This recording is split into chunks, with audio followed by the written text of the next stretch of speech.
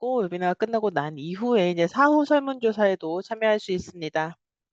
네, 그럼 먼저 저희 동료분을 소개해 드리도록 하겠습니다. 프로페서, 네, 교수 드미트리 교수님이신데요. 네, 셰필드 대학교에서 지금 현재 교수로 재직 중이십니다.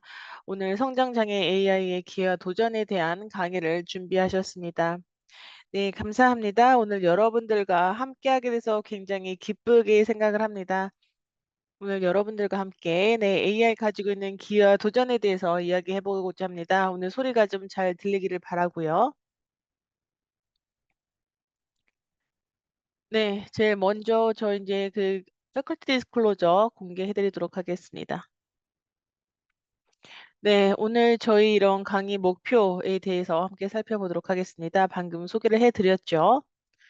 네. 저희 시작을 하기 전에 저 인제 AI에 대한 이제 정의를 좀 살펴보고 싶습니다. AI란 무엇일까요?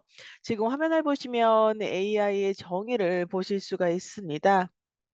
특히 여기서 저희가 유념해야 될 것이 AI가 인간의 지능을 시뮬레이션 한다라는 것입니다. 네, 저희가 가지고 있는 이 컴퓨팅 이제 데이터 연산 능력을 사용해서 저희 지능을 시뮬레이팅 하는 방식이다라는 것인데요. 네, 이것은 인간의 지능을 필요로 한다라는 말일 수도 있겠죠. 또 뭐 여러 가지 뭐 학습, 추론, 언어 이해 등 인간의 지능이 필요한 작업을 수행할 수 있도록 도와주는 기술이라고 할 수 있겠습니다. 뭐 AI 같은 경우 뭐 저희에게 굉장히 새로운 개념으로 다가오고 있죠. 뭐 사회적으로도 그렇고요. 하지만 저희가 살펴보면 이러한 인공지능과 관련된 개념 그리고 프로세스는 이미 70년이 넘게 계속해서 개발되어 왔습니다.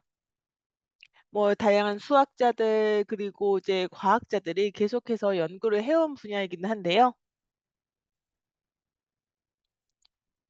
네. 처음에 이제 1950 년도에 이제 앨런 튜팅 테스트가 진행을 했죠. 이 기계가 인간을 속여서 인간이라고 생각을 하면 이제 '지능이 있는 것이다.'라는 이런 개념이 있었습니다. 네. 그리고 인제 또 다른 이제 과학자 존 메카시는 네 인공지능이라는 용어를 처음으로 소개를 하게 됩니다. 네. 그리고 이제 60 년대부터 인제 1990 년대까지는 인제 AI 인공지능의 이제 혹한기 이제 겨울이라는 시즌이 좀 이어지고는 있죠. 네. 그때 이제 저희가 요새 익숙한 뭐 기능들 뭐 아마존의 알렉사 그리고 챗GPT 등등이 많이 개발이 되게 됩니다. 네. AI를 좀 카테고리화해 볼까요? 네. 3개 서로 다른 단계로 분류를 할 수 있습니다. 네. 첫 번째는 먼저 ANI 인공 협소 지능이라는 단계인데요. 네. 이때는 네 AI가 뭐 한 분야에만 특화가 되어서 이제 데이터 위주로 저희가 문제를 해결을 하는 것입니다. 그리고 인제 업무 위주의 인제 결과를 내는 것이죠. 네. 그리고 인제 약한 AI라고도 저희가 알고 있습니다. 그 이후에 저희가 이제 2 단계로 나오는 개념이 바로 인공 일반 지능이라고 할 수 있겠습니다. AGI라는 것인데요.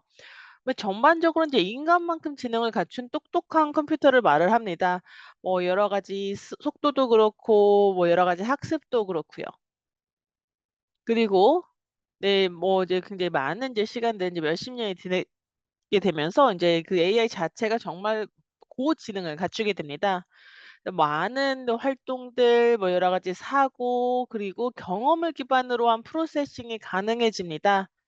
그래서 거의 모든 분야에서 인제 인간 두뇌보다 훨씬 더 이제 똑똑한 지성을 갖추는 인공 초지능 단계로 넘어가게 됩니다. 네, 그러면 이러한 그 분류화를 바탕으로 이제 AI의 유형에 대해서 살펴보도록 하겠습니다. 먼저 인제 기능 역량과 인제 기능으로 저희가 나누어 볼 수가 있는데요. 뭐 데이터, 알고리즘 그리고 업무 이런 것들로 인제 이루어지는 AI의 기능이 있을 수 있겠죠.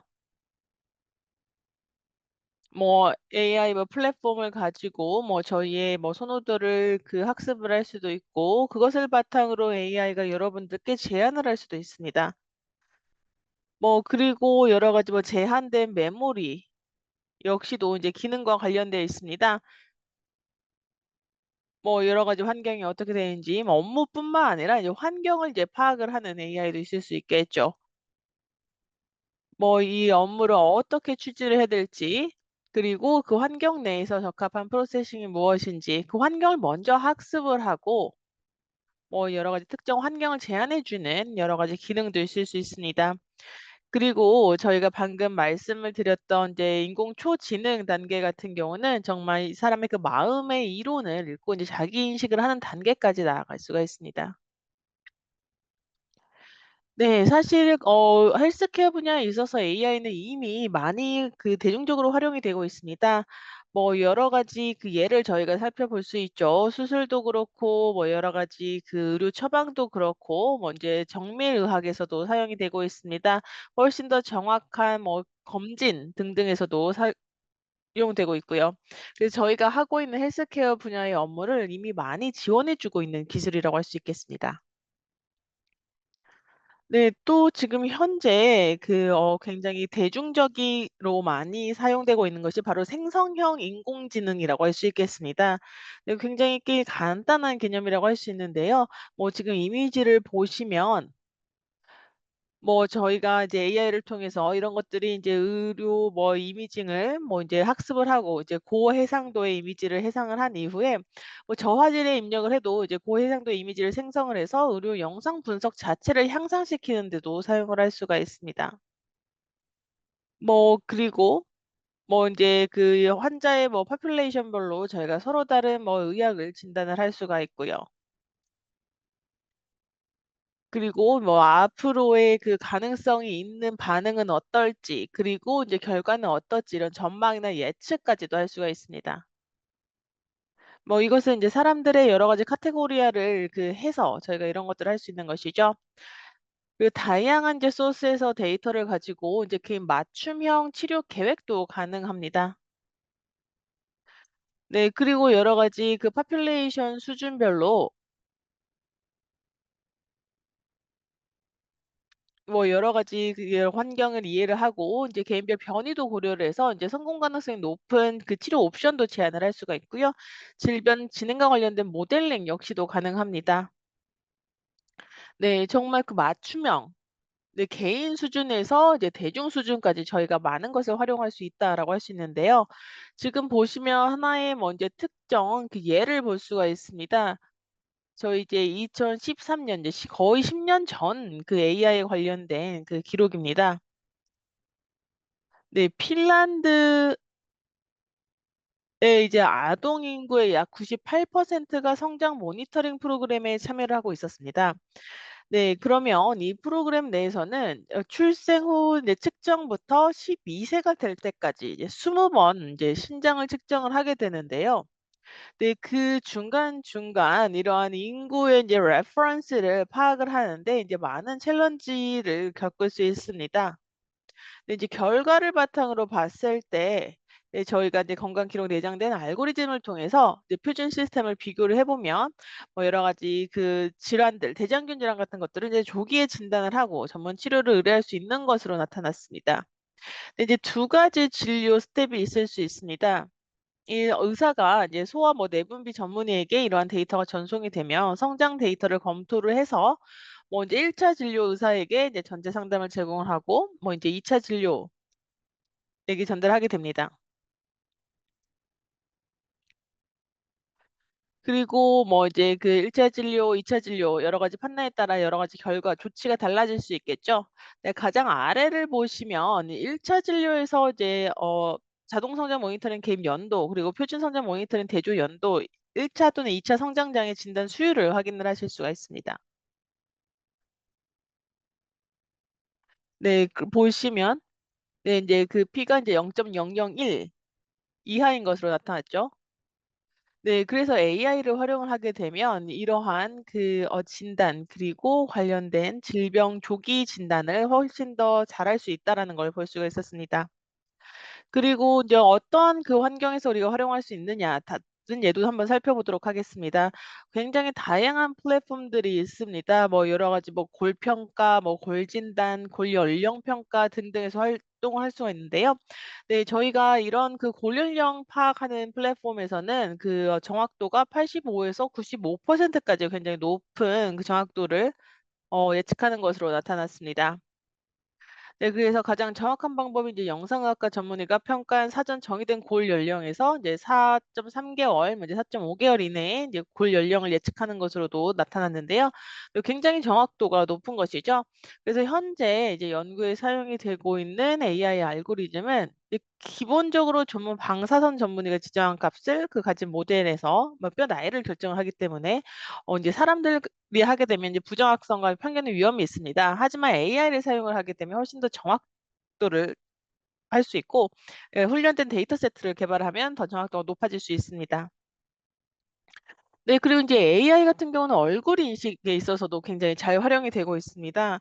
네, 이러한 얼굴 인식 소프트웨어 같은 경우는 인제 특정 질환에서 나타날 수 있는 뭐 여러 가지 그 미묘한 얼굴 변화, 뭐 인제 특징들을 이제 식별하는 분야에서 적용이 되고 있는데요. 굉장히 다양한 기능을 가지고 있습니다. 네, 이제 얼굴 인식을 통해서 인제 그 저기 나타날 수 있는 그 특징을 식별을 해서 인제 임성이가 식별할 수 없는 그 미묘한 얼굴 인식 또는 이제 표정까지 인식을 할 수 있는 것이죠. 그래서 일반 데이터, 일단 비교를 할 수 있는 일반 데이터와 인제 정상 데이터와 인제 비정상 데이터를 저희가 가지고 있어야 됩니다. 그래서 그런 것들을 이제 비교를 해서 저희가 성공적으로 진단을 내릴 수가 있습니다. 여기 하나의 그 사례를 살펴볼 수가 있습니다. 실제로 이제 두 가지의 연구인데요. 네, 이 연구 같은 경우는 그 여러 가지 유명한 이제 머신 러닝 알고리즘을 사용을 해서 근데 말단 비대증 환자 그리고 이제 정상 피험자의 사진으로 저희가 후향적인 발달 데이터 세트를 학습시킨 것입니다. 이 발달 그 세트를 학습을 시켜 보니 그 결과 인제 인공지능이 굉장히 높은 민감도를 보여주었습니다. 그리고 특이도도 굉장히 높아서 이런 조기 말단 비대증과 관련된 그 얼굴 표정 뭐 이런 것들을 자동으로 감지할 수 있다라는 걸 밝힐 수 있었습니다.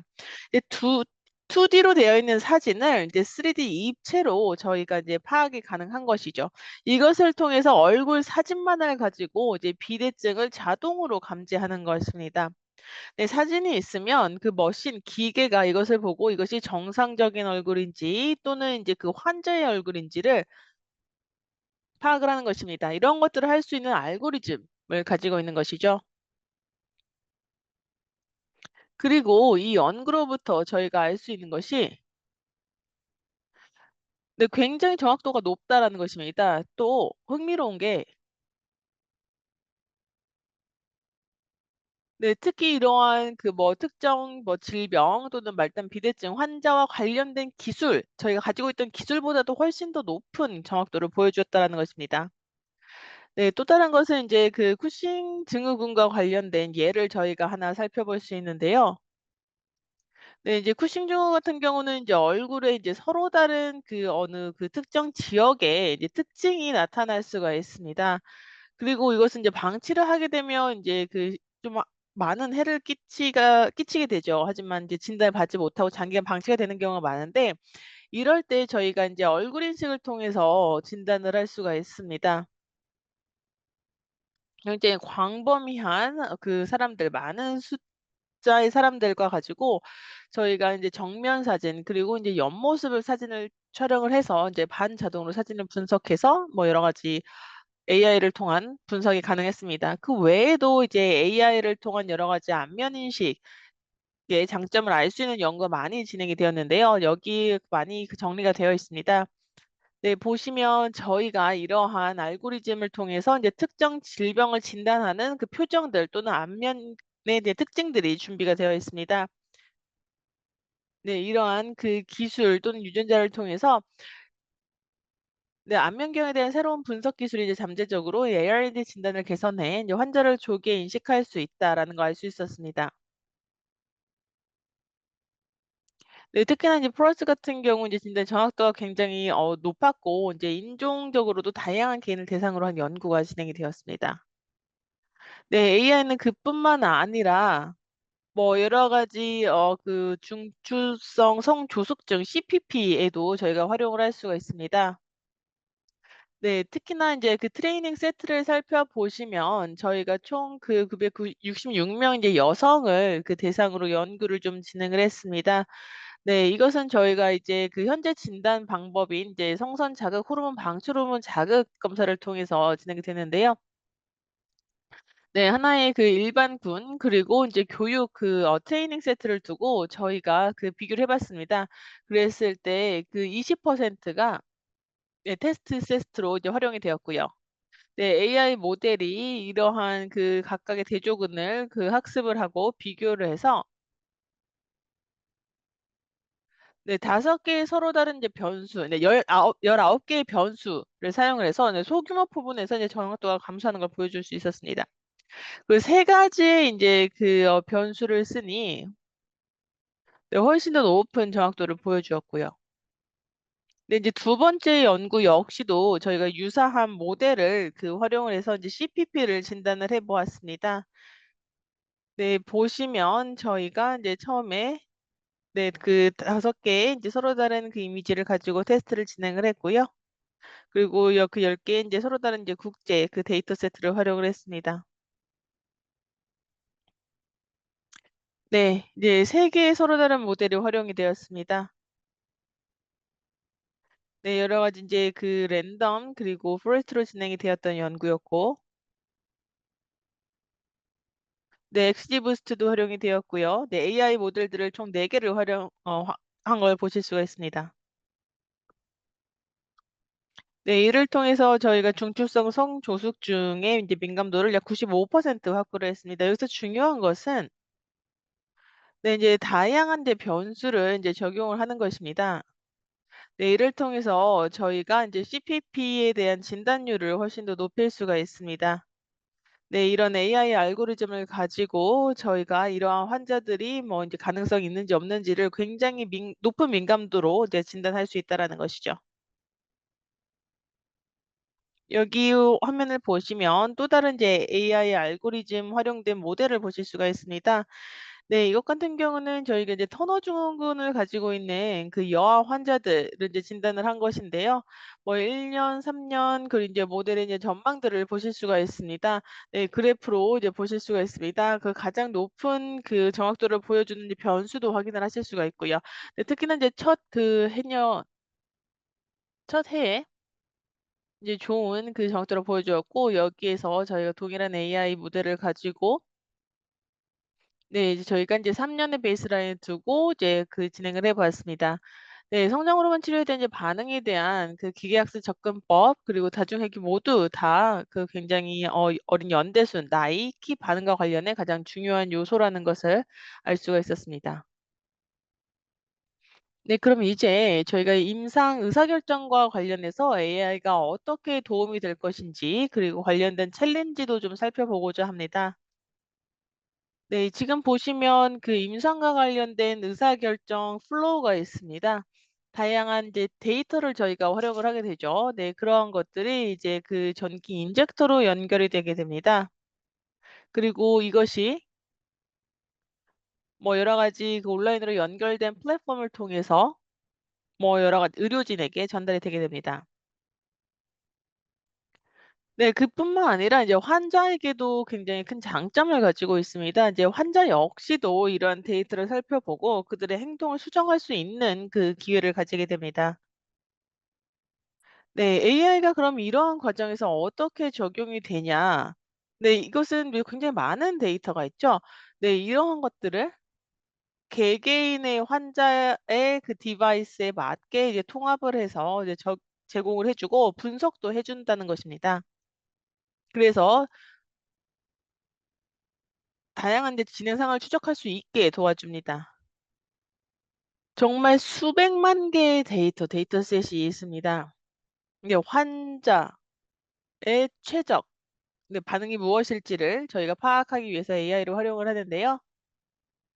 네 지금 보시면 여러 가지 프리딕터들을 가지고 있습니다.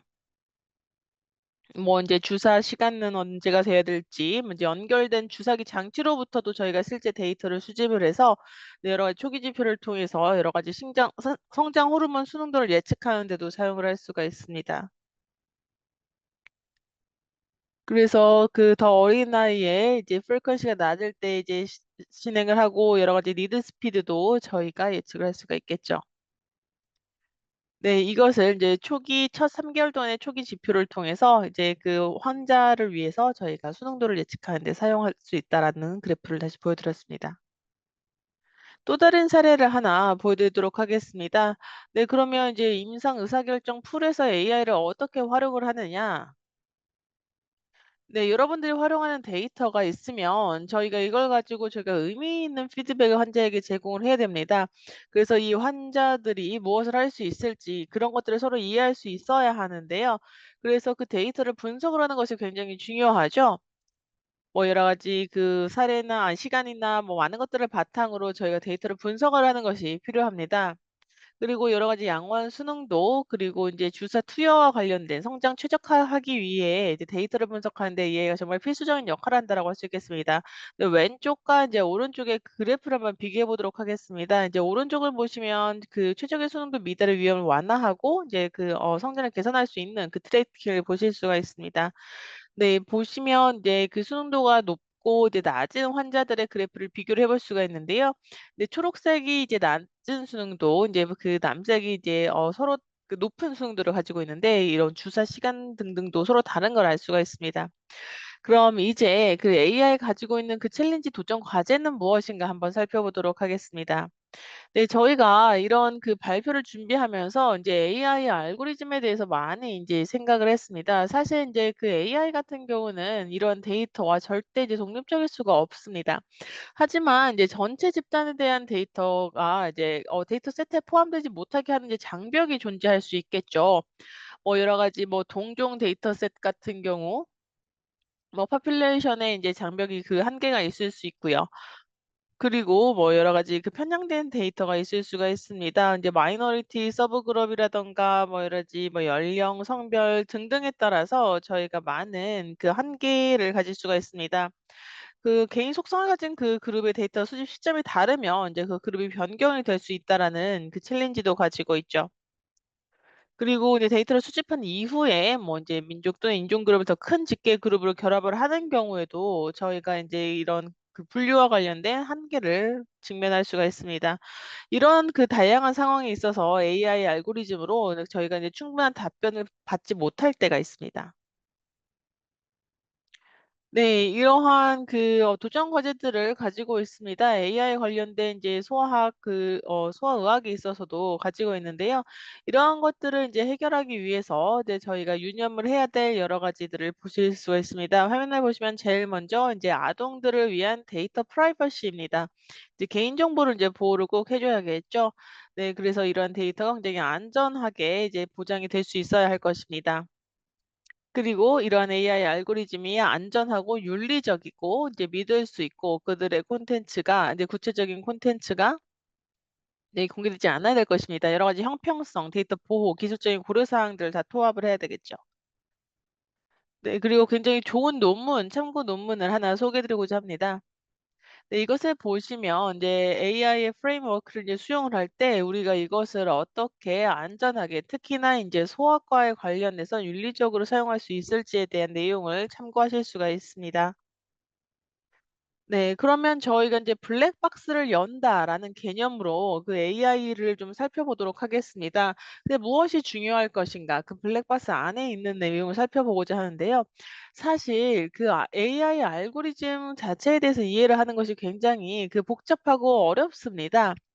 네. 특히나 많은 기업과 인제 조기 조직들이 인제 "AI 알고리즘과 관련된 이러한 블랙박스를 이제는 열어야 한다."라고 이야기를 하는 곳들이 많습니다. 이러한 투명성을 가져야만 저희가 AI와 관련된 모델 그리고 이것을 통한 의사결정에 대해 이해를 할 수 있기 때문이죠. 네. 마지막으로 우리가 가지고 있는 질문은 그럼 과연 앞으로 인제 인공지능이 의사를 대체할까?일 텐데요. 네. 그래서 이것과 관련해서 제가 AI 플랫폼인 챗GPT에 한번 물어봤습니다. 네. 챗GPT한테 네 의사가 이제 "인공지능이 이제 의사를 대체하게 될까?"라고 질문을 하니까 이제 굉장히 간단하게 "아니요."라는 답변을 했습니다. AI가 의사를 대체할 수는 없습니다. 하지만 AI는 의료 전문가의 업무를 이제 지원을 해 주고 "환자 치료 결과를 개선하는 데 중요한 역할을 할 것이다."라는 답변을 내놓았습니다. AI를 수용하는 것은 이제 그 환자 치료 그 결과를 개선을 할 수가 있죠. 그렇기 때문에 미래는 우리 인간이 가지고 있는 전문성 그리고 AI 역량을 어떻게 협업을 하느냐에 달려 있다라고 할 수 있겠습니다. 앞으로의 헬스케어 미래를 생각을 해 보면 정말 수많은 데이터를 직면하게 될 것입니다. 네, 이것을 활용할 수 있는 다양한 이제 방식들이 있을 텐데요. 먼저 환경이 가지고 있는 데이터들, 먼저 환경의 환자의 환경과 관련된 데이터들, 이런 많은 신체 활동들, 그리고 정말 관련된 데이터들이 많이 있겠죠. 그리고 이런 모든 데이터를 가지고 저희가 디지털 트윈을 만들어서 저희가 환자의 상태, 그리고 앞으로 무엇이 일어날지에 대해서 더 잘 이해를 할 수가 있겠습니다. 그리고 그러한 것들 바탕으로 우리가 어떠한 모델을 이제 선택을 할지 등등을 살펴볼 수가 있습니다. 그리고 맞춤형 헬스케어도 제공할 수 있겠죠. 네, 저희가 굉장히 짧은 시간 내에 AI에 관련돼서 여러분들께 소개를 해 드렸는데요. 네, 전체적인 이제 강의 내용 중 이제 키포인트를 좀 정리를 해 드리자면, 이제 AI 발전으로 인해서 이제 여러 전문 분야에서 어린이 그리고 청소년에게 의료 서비스를 제공하는 방식이 개선이 되고 있다라는 메시지를 말씀드리고 싶습니다. AI는 성장장애 아동의 식별 진단 조사 관리를 개선할 수 있고요. 임상의 의사결정 지원을 돕고 실제 데이터를 활용해 필요에 따라서 환자를 계층화하는 데도 쓸 수가 있습니다. AI는 의료 분야에 혁신을 가져올 것입니다. 하지만 편견, 부정확한 AI 결과물을 초래할 수 있는 문제도 존재한다는 걸 꼭 유념을 해야 되겠습니다. 성장장애 분야와 관련해서 AI의 미래는 이제 개인 맞춤형 의료 서비스를 지원하기 위한 신뢰할 수 있는 데이터 확보에 달려 있습니다. 경청해 주신 모든 분들 감사합니다.